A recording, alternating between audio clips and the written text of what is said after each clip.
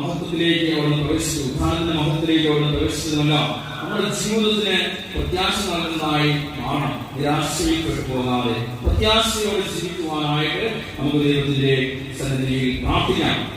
കർത്താവ് നമുക്ക് വലിയ വിടുതൽ തരുവാനായിട്ട് ആഗ്രഹിക്കാം. നമ്മളെ ബന്ധിച്ചിരിക്കുന്ന മുഖത്തിലെ കെട്ടുകളെല്ലാം അവിടുന്ന് പൊട്ടിച്ച് നമ്മളെ സ്വതന്ത്രരാക്കാനായിട്ട് ആഗ്രഹിക്കാം. അതുകൊണ്ട് ഇത് നമ്മൾ വിശ്വാസത്തോടെ പ്രാർത്ഥിക്കണം. ദൈവമേ, എന്നെ ബന്ധിച്ചിരിക്കുന്ന മുഖത്തിലെ കെട്ടുകളെല്ലാം പൊട്ടിക്കണമേ, എന്നെ കൂട്ടിയിട്ടിരിക്കുന്ന ചങ്ങലകളെല്ലാം പൊട്ടിച്ചെറിയണമേ എന്ന് ഇന്നയുടെ പാപത്തിന്റെ എല്ലാ കെട്ടുകളും എനിക്ക് വിടുതൽ തന്ന് എന്നെ അനുഗ്രഹിക്കണമേ എന്ന് ദൈവത്തോട് നമ്മൾ പ്രാർത്ഥിക്കണം. നല്ലൊരു ഉപസാരത്തെ നമ്മൾ നടത്തി വിശുദ്ധിയോടെയാണ് നമ്മൾ ഇന്നത്തെ ആരാധനയിൽ പ്രാർത്ഥിക്കുവാനായിട്ട് പോകുന്നത്. തീർച്ചയായിട്ടും ദൈവം വലിയ വിടുതൽ തരും, വലിയ സൗഖ്യം തരും, വലിയ ആശ്വാസം നമുക്ക് തരും.